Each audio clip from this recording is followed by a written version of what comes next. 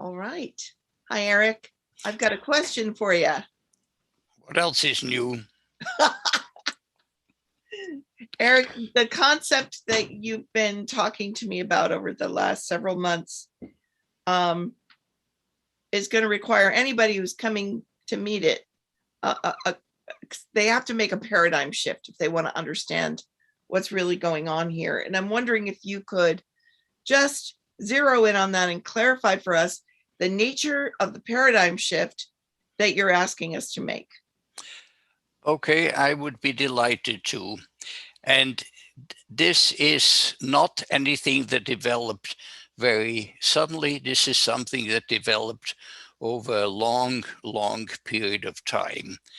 But in that period, I became amazed, first of all, at how much has been learned up to date. We have so much information, some of it old, a lot of it very new. It is very possible, although I'm not saying it is so, that we have learned everything that there is to know about individual facets of the universe. So why can't we put it all together? Because we can't. What is holding us up from doing that? There is so much knowledge. What is keeping it from fitting together? What is that right? keeping it from fitting together? What is getting in the way? Because these cannot all be unrelated questions. Here is a list of them.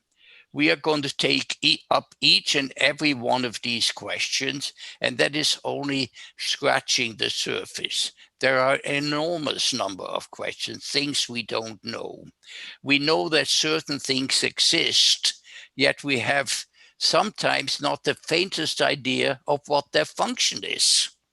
But for example, there is something called dark energy, which we know with almost certainty exists.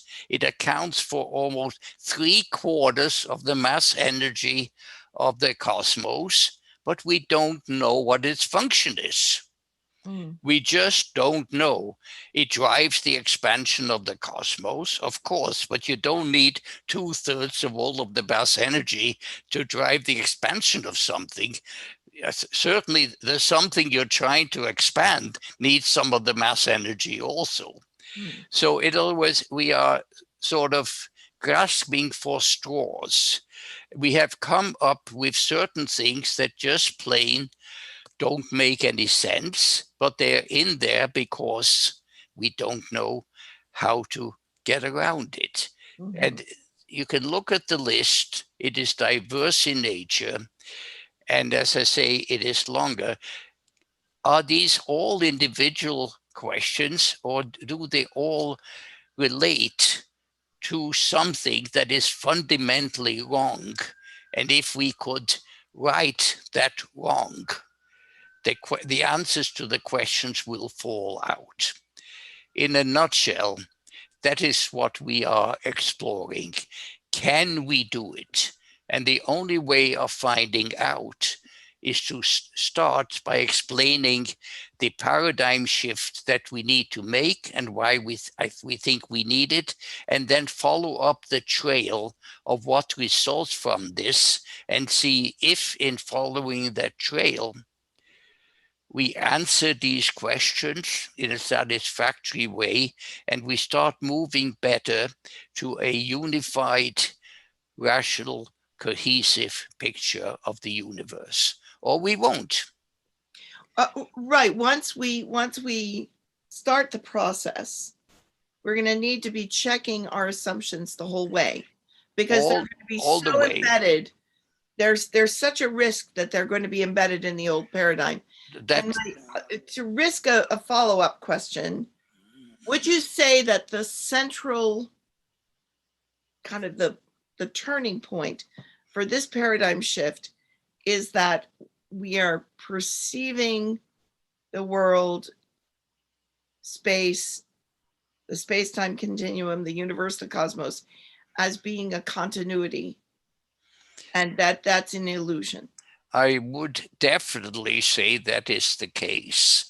And we will show that that case provides a shackles around how it is that we can describe the universe, because there are things that cannot be done with a smooth and continuous universe that can be done if you remove the shackles of continuity and treat the universe as granular, which is exactly what we are going to do. And we don't do this lightly. And we're not asking people to just all of a sudden believe everything is granular. We're asking people to consider what it would mean if we were moving from a different paradigm. Exactly. What would happen if we move from the assumption of continuity to the assumption of granularity? And the whole thing is based upon, does this one paradigm shift lead to a trail of things that clear up a lot of the issues that are open, some of which we have listed, others which we haven't? And at each step, we have to justify what it is that we're doing. Yes. The justification may or may not sound complete with you, but at least it is rational, and it will be not inconsistent with any previous assumptions made. And these assumptions we advance as postulates. These are things, believe that this is so, and we will then with a reason as though it were so. And if that leads us to a good new place, you can accept it. If it doesn't, we're going to reject it. In fact, I will not even have bothered you with it, because there were a lot of postulates that I advanced which were rejected because it didn't pass the test. Now, all sounds very abstract, so let's try to get a little bit specific. And we're not going to do this all in one day, I can assure you. Okay, do you want to get specific right this second, or in a new segment? Let's do it. Let's go to a new segment. Okay, sounds good. Thank you, Eric. This is great. But whenever you see that it might be a good breaking point, break.